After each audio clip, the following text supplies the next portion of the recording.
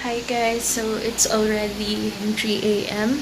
and ngayon lang ako sinipag, so sinusulit-sulit ko na.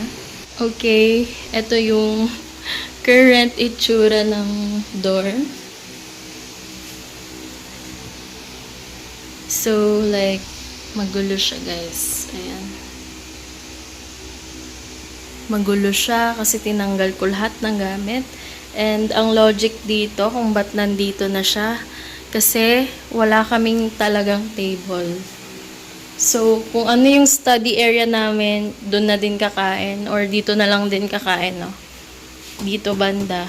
Ito na yung dining area. So, kailangan nating i-optimize yung space. And then, ang iniisip ko, dito banda yung TV. Dito, gitna.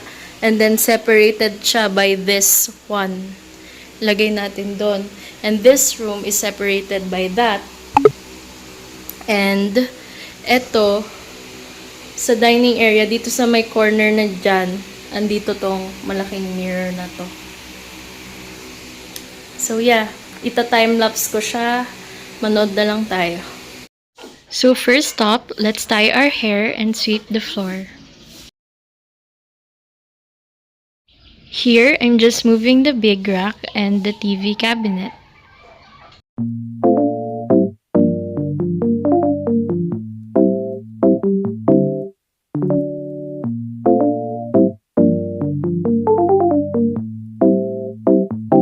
What the dog doing?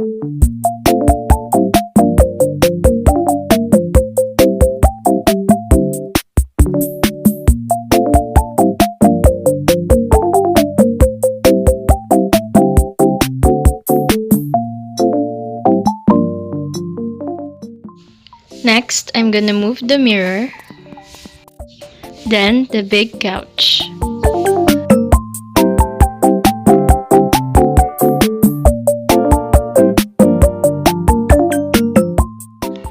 Now, here is the time lapse of me fixing the big rack.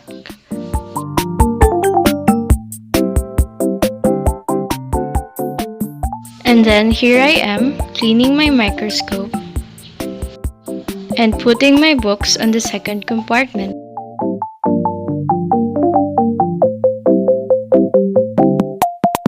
Hey guys, ito pa lang.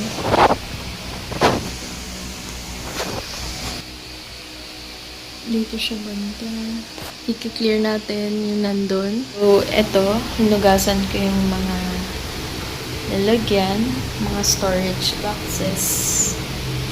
And also ito, for the new semester. Okay, next up, our mild liners. Yung container ng mild liners natin. Linisan natin. Oops. Pwede pa tong mga brush pen na to.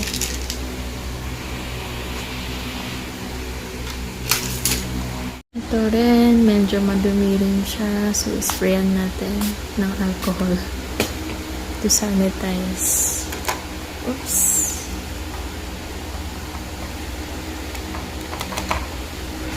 Hi guys, so here is the POV. Oh my god, it's 4 a.m. Di pa ako natutulog. Ito yung problem dito eh. Yung kailan ako ginaganahang maglinis. Pagka bedtime ko na or past my bedtime na, saka ako naglilinis. Tapos pag umaga, wala akong energy. I think isang factor yun na wala akong energy kasi hindi na ako nagkakape sa umaga. Ay, ang napansin ko na pagka umaga, more on computer ako. Tapos mga tanghali, saka ako okay yung energy.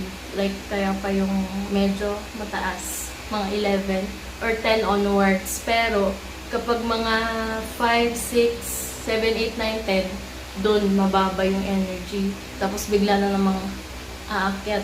Kung kailan ako matutulog. So, ayun, pinilit ko siyang ayusin. Sana hindi masyadong ma-compromise yung health ko.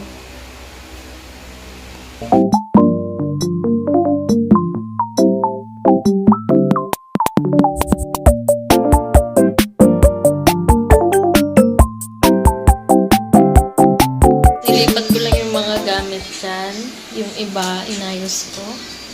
So, ito pa lang yung current na itsura niya. So, natanggal na ni Ate Yer yung mga nandyan sa taas ng ref.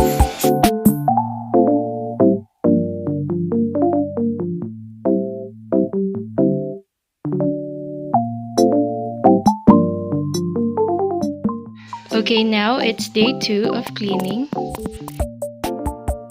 Here, I'm just arranging what needs to be arranged on my desk.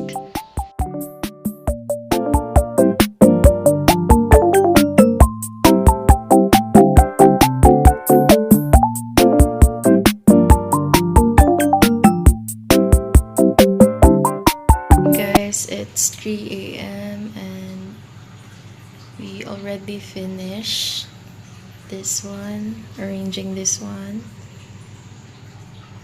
Yan. Pero hindi pa siya namamap. Tomorrow na lang. Hi guys! So, ngayon, maglalaban naman tayo ng mga laundry or ng mga damit na dadalhin ko sa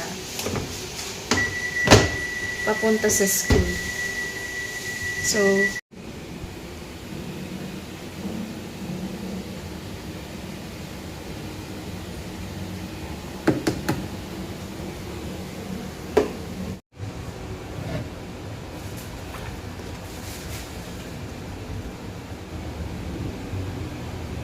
okay guys, nilagyan natin ng down ba yun? Down ni Auntie Bang dito. So,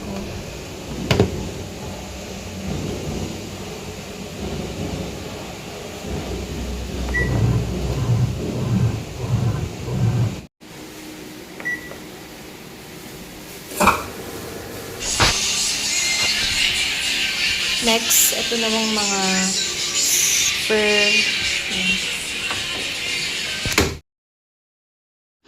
while waiting for the laundry, we went out for our dinner break.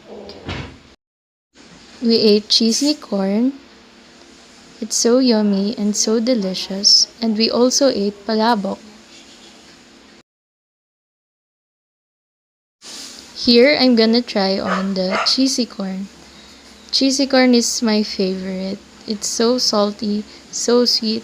It's just the right combination of salty and sweet. So now I'm showing you the before and the after.